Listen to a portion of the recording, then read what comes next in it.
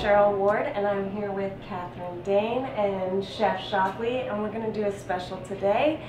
We're going to go over some cooking, right, Chef? We finally get to see some of the good stories that you tell us mixing with wine and all the good food that we hear about, and now you're going to teach us how to I thought I'd prepare a couple of quick and easy holiday type dishes, and I'm going to pair them with the Trebbiano and the Montepulciano, and then we'll have a little bit of cheese with some pecorino for dessert. But I'm going to make a drum and shrimp in a white wine lemon butter sauce, go with the Trebbiano. Then we're going to have a kind of a takeoff on chicken cacciatore, which is chicken with mushrooms and bell peppers and onions and a red wine sauce, and then we'll have some fruit and cheese for dessert. And we're mixing it today with the Trebbiano. We'll start off with the Trebbiano. Nice crisp white wine, one of my favorites, and it's one of our, I call it our workhorse because it's just very, very popular. It's easy drinking. It's a cross kind between a Pinot Grigio and an unoaked Chardonnay, so it's got broad appeal. If you're having a party and you don't want to open 2 or 3 bottles of wine, you can open 1 bottle of Trebbiano. Most people will be happy with it, whether they like a Pinot Grigio or a Chardonnay. So a lot of people are drinking Pinots these days, I'm noticing. It's gone through the roof. Yes. Are you going to cook with this as well as drink it? Absolutely. Nice. First you marinate the chef and then you start cooking. That works for me. Works for you? Works for me. So I'm going to get y'all started with the Trebbiano here. I'm actually going to make the chicken cacciatore first because it has to simmer on the stove and the chicken's going to finish in the oven. So we'll be drinking the white wine while I'm cooking with the red wine. Then we're going to eat the white wine and we're going to come back to the red wine. So now the Trebbiano, would you say that's just poultry and fish, or we mix it with the reds or anything? It's just one of those all-around. It's a pretty good all-around wine, and you know, in the old days we used to say red wine with meat, white wine with fish, but these days I like to say if you like the wine and you like the protein, just go for it. So, cheers. Cheers. All right. Let's see what you got with this cooking stuff. Okay, so I'm going to start off chicken cacciatore. Oh, that's nice. Kind of fun. It is. There's a tiny bit of sweet, but not too much. No. It's not overpowering. No. Very tart, like crisp, like apples. Yeah. So it's got good broad appeal because of that. Oh, I taste the apple. Yeah. A little bit. You go. I can't always. Well, I can't always pick it out myself. But if someone says it, I can think, oh, I did taste a little bit of that. No, that's neat. No, okay, so I'm going to start off with our chicken breast. I brine the chicken. I've had it soaking in a solution of salt and water for about 6 hours. And it's a great way to season any, primarily poultry, you can do it with any meat because the salt actually gets further into the chicken that way. And it's one of the secrets of Chick-fil-A chicken. They brine their chicken in pickle juice actually. So save your pickle juice when you get done and use it to soak your chicken in before you cook it. It comes out delicious. Ooh. So. Did you hear that? Good tip. Soaking your chicken in pickle juice. All you pickle lovers, save your juice. So I'm going to put just a little bit of flour on just to help with the browning. It gives a little bit more color that way. I like that. And then I'm going to cook it in. Before y'all got here, I cooked some pancetta in olive oil. And so I made crispy pancetta that we're going to sprinkle on top of it. You can use bacon if you wanted to as well, but it's going to give it a really nice flavor in there because you got that pancetta and olive oil in the chicken. So I'm just going to give this just a little bit of color, and I'm going to put it in the oven and let it finish off in the oven while I make the sauce.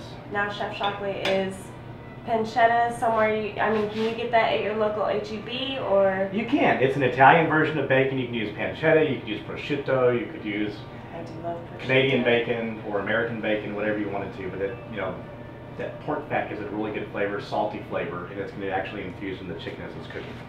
And you've always mentioned in all of our wine things that fat is always good to have when you drink wine because it breaks it up. That's right. And not to mention from a cooking perspective, I worked with an old German chef one time, and his mantra was, never forget, Mr. Shockley, fat is flavor. And it's true, you know, it's not necessarily healthy, but it's the holidays. So we're not necessarily interested in health food during the holidays. It's kind of a time when people splurge, so. At my house, when I cook bacon, we all know it's ready because the smoke alarm goes off. The dogs know to run to the edge of the kitchen. They're not allowed in the kitchen, but they'll run to the edge of the kitchen and say, oh, it's ready. And that's why I did it ahead of time, because it does tend to smoke. And you do it, if you run it over very, very low heat, it comes out nice and crispy, which we're going to have for our garnish on this. So now you're opening up. I'm going to open up a bottle of Montepulciano, just going to use it to cook the chicken with. So we're going to drink the Trebbiano, but I'm going to open this up so I can deglaze the pan with this one. And that's a red? It's a red. Okay, what about breathing the wine? I always hear about breathing, and I don't know anything about breathing the wine. There are some wines that need to breathe. Typically they're older wines. If they have a lot of oak on them, if you let them breathe, it allows the flavors to kind of balance out. And you can see how wine will change over time.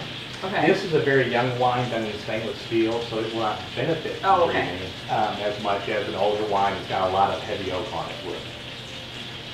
The Monty has become one of my favorites. Oh, nice. And I'm not a big red, although I'm starting to think I am a big red. Yeah. Because I haven't bought a bottle of white in quite some time. Yeah. The rosé, I've bought the Monte Puccino rosé, is that right? And then this one has been in my kitchen. I go through phases. I'll go through a phase of red, and then, for no apparent reason, switch to white. And I drink red wine pretty much year round. I like the Monte Puccino. It's a great summertime red. Okay. A lot of the big bad bold reds are just a little bit too much in Right. the heat of the summer at the beach. But this one's light and fruity, and when we get there, it's going to be delicious. So. And there's a lot of mixing of wines now, more so I think than even 10 years ago, where you would see a straight Merlot, a Burgundy, and now there's They all mix this, them all together, fabulous mixes. You know, a lot of that I think is demand. A lot of the winemakers are just having fun. Because before it was the old state tradition that, you know, this is a Burgundy and it's got to be Burgundy. And you know, even if you look at Tuscany, you know, Chianti, there's a very specific formula for Chianti, but now we have the super Tuscans where they can play around with it and do different blends and have more fun with it. So before it was regulated by the Italian government, they couldn't actually do that. So.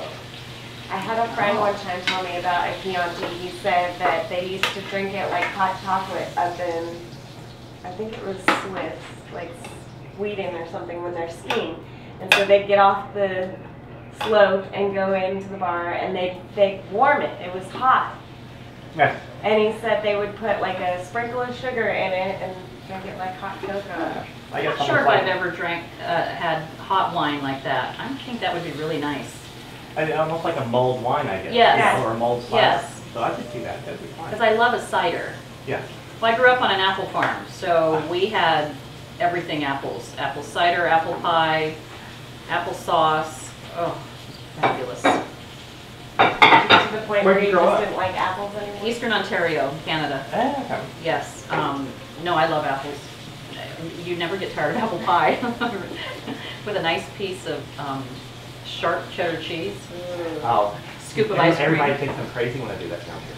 Right? It's not Is a it? southern thing. It's It's not a at all. northern. Yeah. I mean, a perfect white sharp cheddar, extra Yeah. sharp, is with warm apple pie. Yeah, because you get that salty and the sweet so and the nice, textures yes. and the creaminess and. It's like the breeze when they mix the fruit Yes, in with it. yes. I love. Exactly. Everybody thinks of a fruit and cheese tray, and they don't think of cheese and apple pie. Right. So, You're right. you know, so, That's my dad's favorite. Well, Catherine, let's talk a little bit about what's going on in your world. I am president of the Junior League this year, How's that going? which is really exciting. It is we're a women's organization. We promote volunteerism, help improve the community, and develop the potential of women. So we're doing lots of little projects all over town. We've got a Kids in the Kitchen segment that we're doing with helping to teach some kids, any kids we can get a hold of to learn how to cook a little more in the kitchen. So many people don't. And when you look at our obesity rate in the United States right now, and even just the fast food restaurants that are all over town, it's a little scary. So kids need to be cooking more in the kitchen. Plus, it's a family event.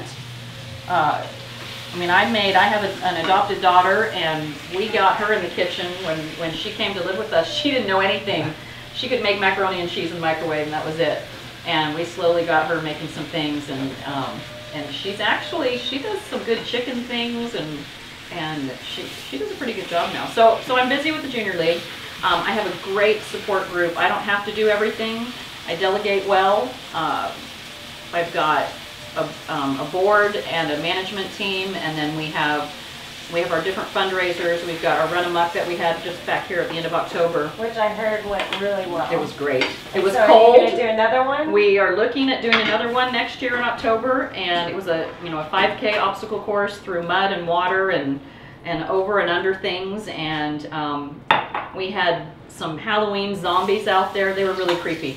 They would get right up to you and go and yell and scream at you and get like right into your personal space. They would never touch you. It was really, that was the part I really didn't like.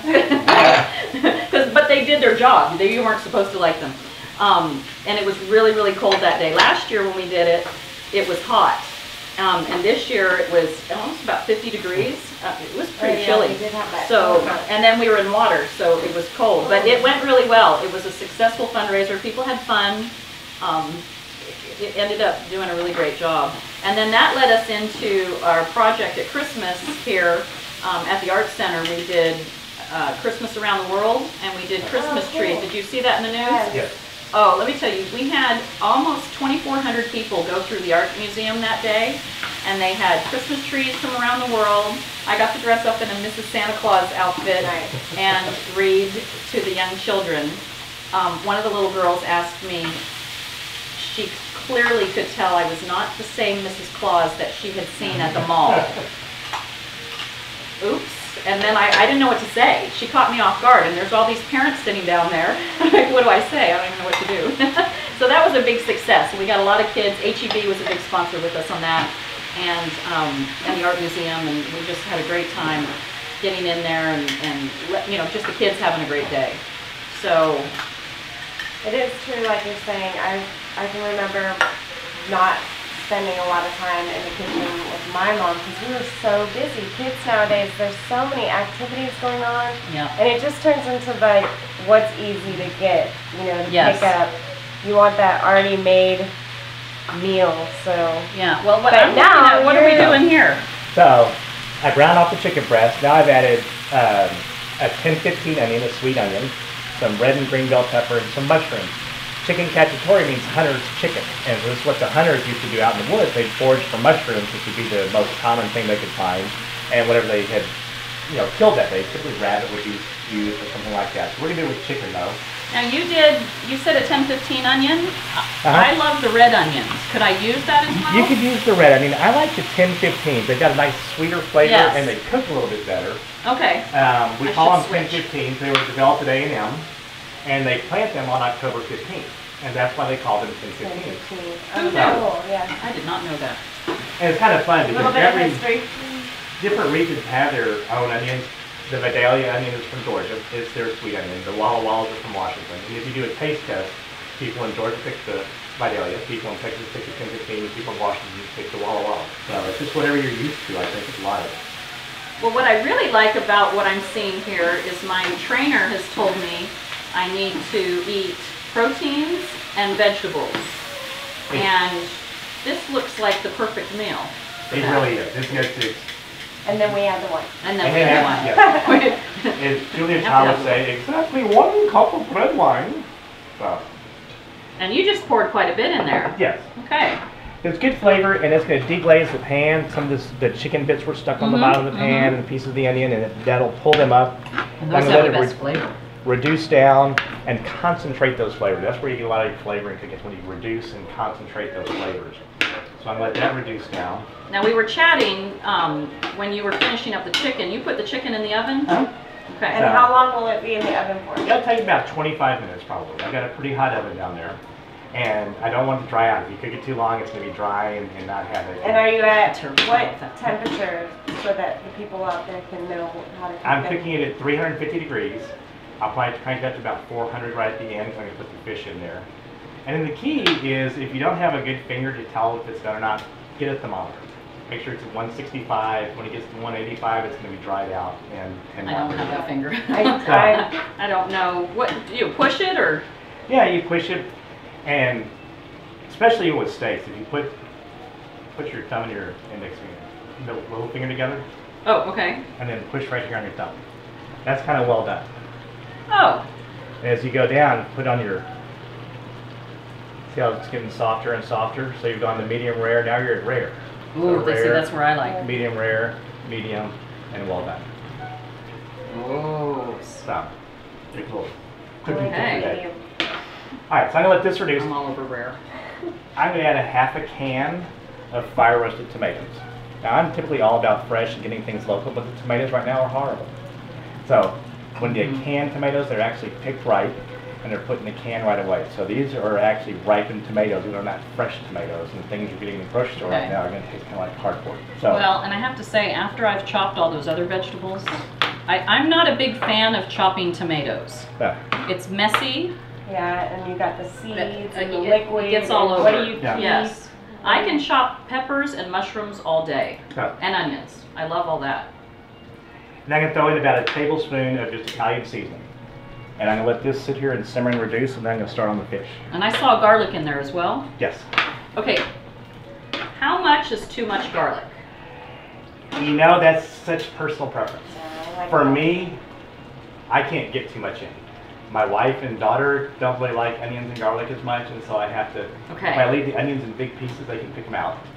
And if I get the garlic really, really fine, they don't always notice it. And so Well, I kind of try to sneak it in. My husband likes the garlic, but he gets really annoyed when I smell 2 days later, I still smell of garlic. So if you make the garlic very thin, it's not as strong, or is that what you're It saying? just, now I kind of hide it. Yeah. The It hides texture in here, there, yeah. you can't I do that too. Because I like garlic and I like onions, but I know a lot of people in my family don't really care for onions. I love onions in my tuna salad, and Yeah. that's like, Yes. They're so good for you. I mean, there's a lot of antioxidants in garlic and onions.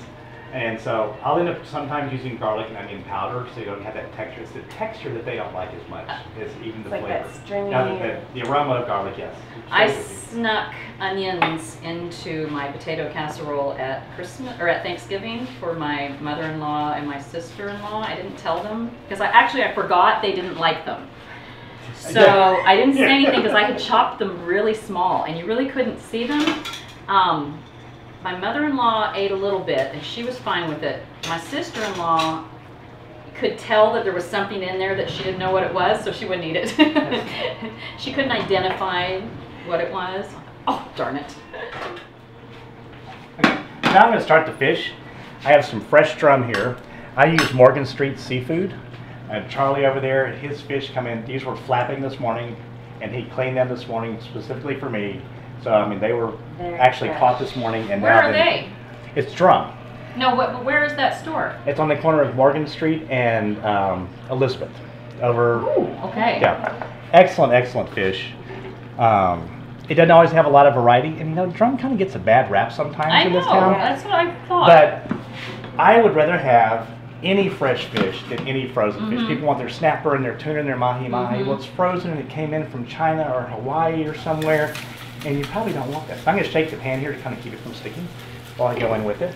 I find it now that I live closer to the water, it is very hard when I go visit other places that aren't by the water to order seafood because it does not taste as fresh. Like you're saying, it's frozen, it's come in somewhere. I love the shrimp out here.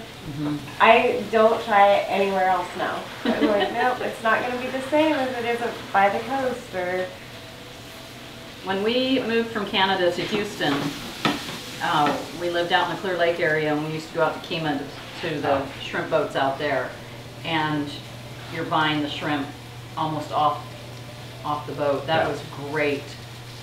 We would go down there and buy 10, 20 pounds with heads on, and then take them home and dehead. And I bet that was fun for a girl from Canada. it was. I mean, well, and now I have a friend who brokers shrimp, so we get it from him, and my mother, that's the first thing she says if we go up north to visit. Are you bringing shrimp? Yes, Mother. I'm so glad you're glad to see me. so we're browning the fish, and then what did you put salt and? Just salt, pepper, and a little bit of flour. When it's fresh like this, it doesn't take much. Will you get the same effect with a gluten-free flour? You know, we have a lot of gluten intolerant people because you're not using very much. Yeah, it's just enough to give it a little bit of texture and just a tiny bit of color on there. And you didn't do anything to the shrimp? Yeah, because butter sauce is going to have plenty of flavor for it. Love butter sauce. And now with the fish, you're not going to use the red wine. Are you using the white wine? I'm going to use the white wine on that. So, and there again, I'm going to get them just kind of brown and finish them in the oven. And while that's cooking, I'm going to deglaze the pan and make the sauce real quick to go on top. Now, what does the oven do that's different from putting it in the pan? It's just a lot more even heat, and it gives you a chance to make your sauce. So it's kind of your friend. Okay. So you can finish cooking in there, and you can do other things, and it's kind of going along. So. I know fish doesn't take that long to cook. No. Typically. And that's what most people overcook it. They overcook their shrimp, they overcook their fish, and it's kind of dried out. And the shrimp will tell you when they're done. So they start off like this, yeah, and when they're done, they say that they're cooked, and when they go like this, and they're overcooked. So they talk to you. So where do we want it? We want it like right there? Right there. They kind of form a perfect seed, and you're good to go. All right, I'm going to stick this in the oven real quick. Oh, that just looks fabulous. So, all right, now the fun part. I'm going to deglaze with white wine.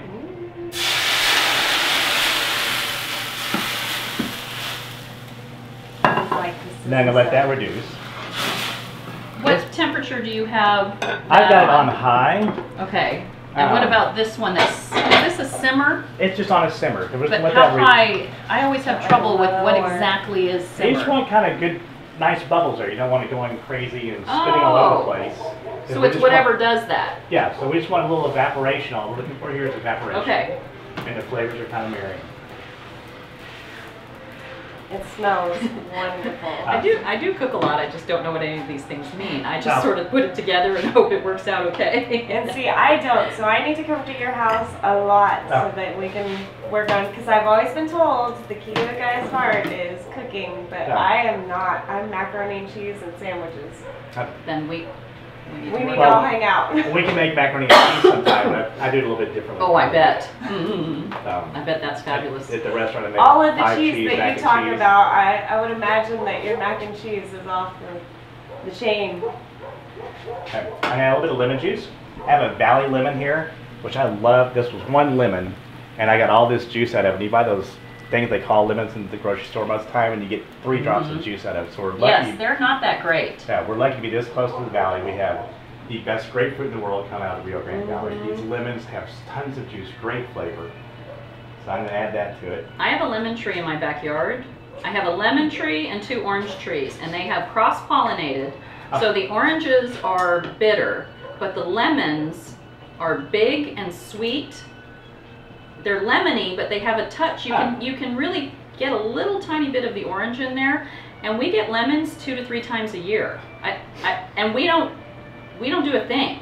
But I have right now a whole big bucket full on my counter of these fresh lemons. I can get you some if you want them. That'd be great.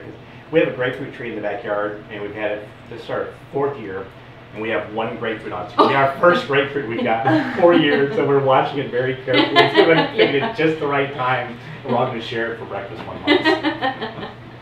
Well, that's interesting because my father-in-law just planted some in his backyard on the south side, and he already has grapefruits. I don't know, because I don't know what he's doing to it. What is it, the green thumb? I don't have a green thumb either. I'm going to cheat and add some heavy cream here.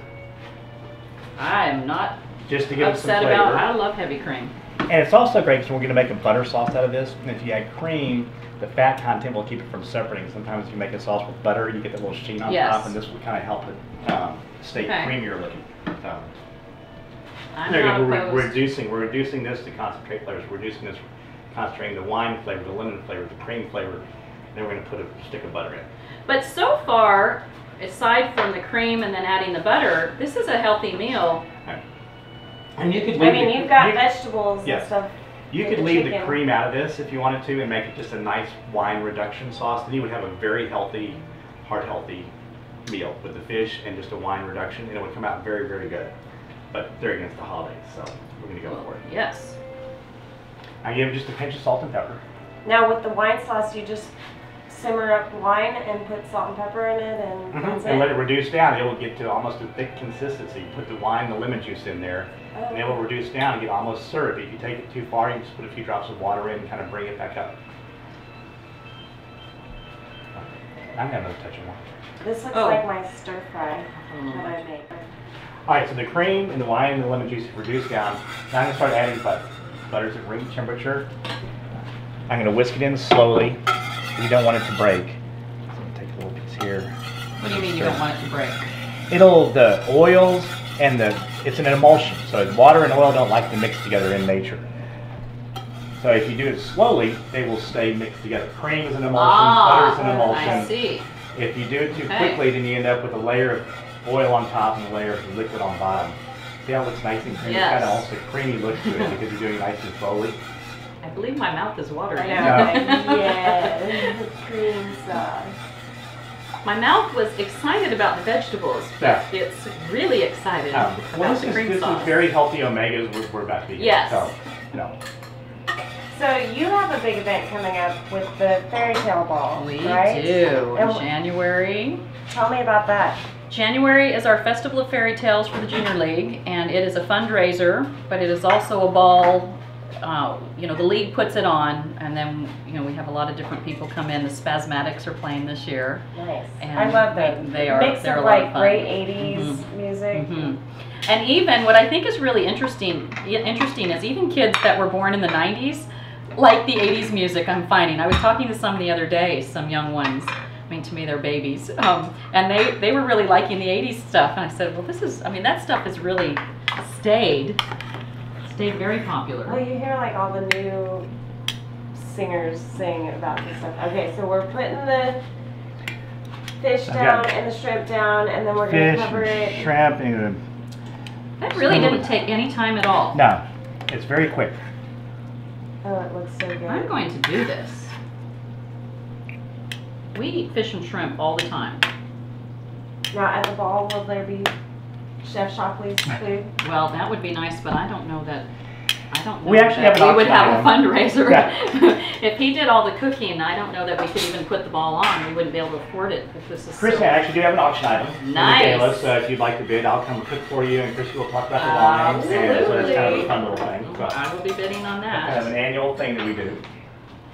Alright, so just gonna put a little sauce on there, and we can enjoy. And if you want to, at this point, you can sprinkle some chopped parsley or something on there. But I like it just like this. I have to say, I am not necessarily a presentation girl.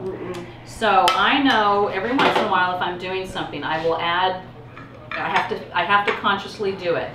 But very often when I buy the parsley to garnish with, I forget to garnish with it. And a lot of times people do a non-functional garnish. They want to put something on there just to put something on there. Yes. green. And that's not always No. the necessary thing to do, because this should have plenty of lemon, so you don't need the lemon to squeeze on there.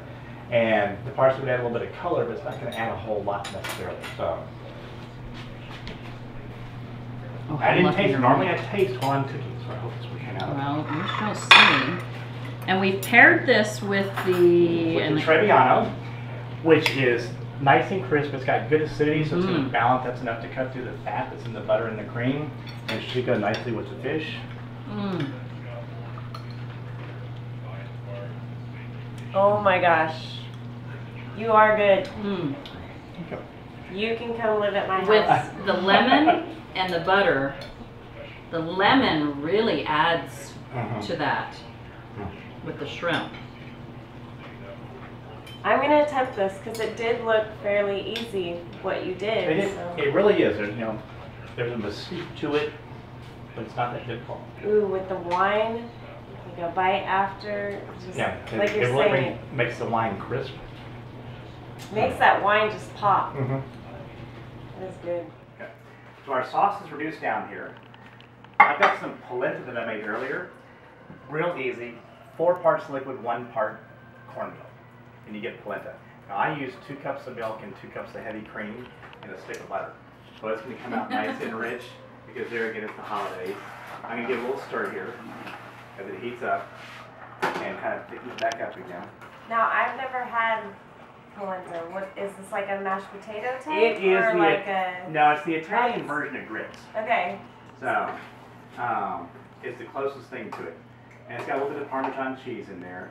But it's a wonderful creaminess. It's a great carbohydrate to go with this meal. Check on our chicken. It should be done.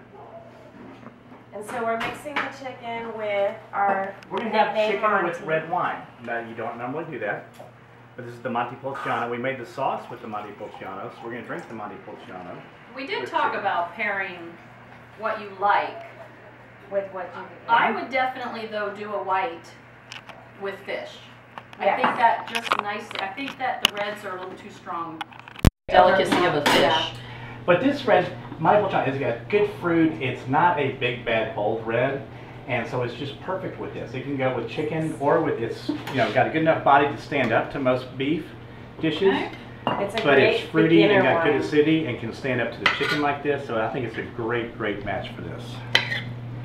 For somebody who's been scared of reds, this is probably one of my favorite red wines because like you're saying, it's not as strong as some of the reds. There's not as much tannin. But you said it doesn't stay on the grape as long, or they pick it quickly? The grape itself is not a strong grape like a Cabernet. It's done all stainless steel, so it doesn't have the tannins that the oak would give it if it was barrel fermented. Mm-hmm. Now we do have a version that is barrel fermented. We have a Cheryl, which is a rosé of Montepulciano. We have My favorite. the Montepulciano here, which is all stainless steel. And then the signature has got 18 months of French oak on it. So it's kind of neat. You can see the 3 stages of the same grape. And the tannins get bigger and bolder as you go through each one of those stages. So, all right, And now we the can take our... signatures for like the red drinkers. The ones It's that a big, love- bad, bold red wine. So now we're going to spoon this wonderful cacciatore sauce over the chicken breast. And you could make this with the whole chicken, let it simmer if you had all day. And you could leave it in the oven. But I think this makes a nice presentation. Mm-hmm. And then I just happen to have a little broccoli rabe here. Broccolini, some people call it. I saw you just put that in the oven. I did. I had blanched and shocked it. I put it in boiling water for just about 2 minutes. Put it in an ice bath of really cold water to stop the cooking process. And I just sprinkled it with a little bit of olive oil, salt, and pepper. And I could heat it up in the oven along while the chicken was finishing. Is that how you keep it so green? Because Yes. usually when you cook broccoli, it kind of changes colors. Yours Right. does not. No, if you do it in the boiling water first and then cool it off, it gets that nice bright green to it there. That And there almost we looks have- like he added green to I it, know, doesn't right? it? It looks so Color good. it. Our What chicken a- cacciatore with polenta and some broccoli rabe. Fabulous meal. And we can try it with the smells- Montepulciano. Delicious. I have to try this. There you have it. Chicken cacciatore, a little bit of shaved Parmesan cheese on top, and some crispy pancetta. Served with our risotto and a little bit of broccoli rabe. And enjoy. Mm. Okay, this is delicate. I need a bigger fork. Mmm. Mm. It's like a take on a shepherd's pie almost, but different. It- Like, there's so much flavor in here, different flavors. The I can taste mushroom, the Italian.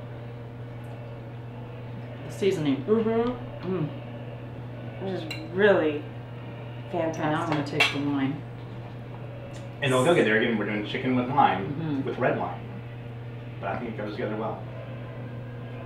Because there again, it's such a light.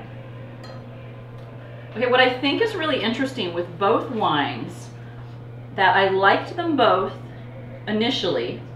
Then after eating the fish and the shrimp, and then eating this and tasting the wines are so much better.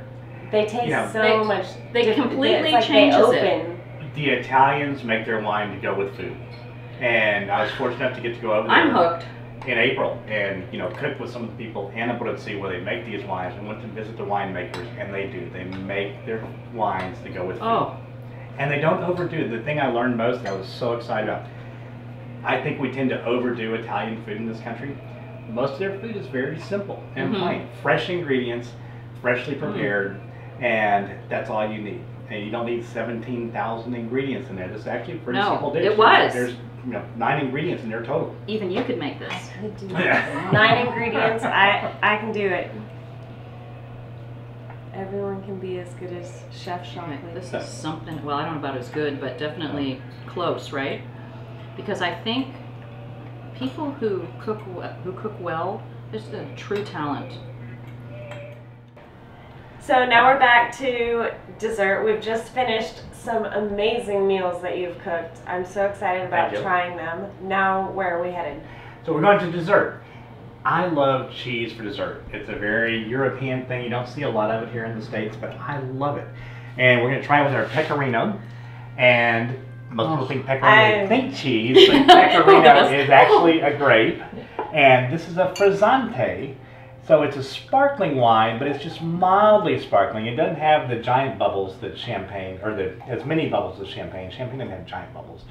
But I think it's just a nice sparkling wine made from the pecorino grape. And it goes great with cheese, which I think is just a delightful way to end the meal. Instead of a big piece of chocolate cake, have some nice cheese and some grapes. We have some goat cheese, some brie, some pecorino cheese to go with the pecorino, and fontina, which is one of my favorite cheeses. It's a great melting cheese. It was also very good to eat. It's got a nice mild flavor to it, and some grapes. I think it's a delicious way to end a meal. I have some ladies coming over tomorrow night. I'm going to do this. Well, and we talked about while we were eating, you said you loved the wines before, but then once you ate, it was like better. And it definitely does that with this, because when you try it, it's very sparkling, it's bubbly, and it's good, it's crisp. And then when you try it with the cheese, it changes the way the wine tastes. And that's what's so much fun about pairing food and wine. I've had this before. It's fabulous. Thank y'all so much. Thank you. I have enjoyed cooking for you and with you and spending some time with you. I'll come back anytime. Oh, let's do it again. Well, you've heard it here. I'm Cheryl Ward, and this is Katharine Dain, our special guest, the Junior Achievement President. Congratulations. We're looking forward to the fairy tale ball coming up. Absolutely. And Chef Shockley, you were amazing. So now we've seen the work done. You can check us out on Facebook, and remember, go get your bottle of Ulisse Imports for the holidays.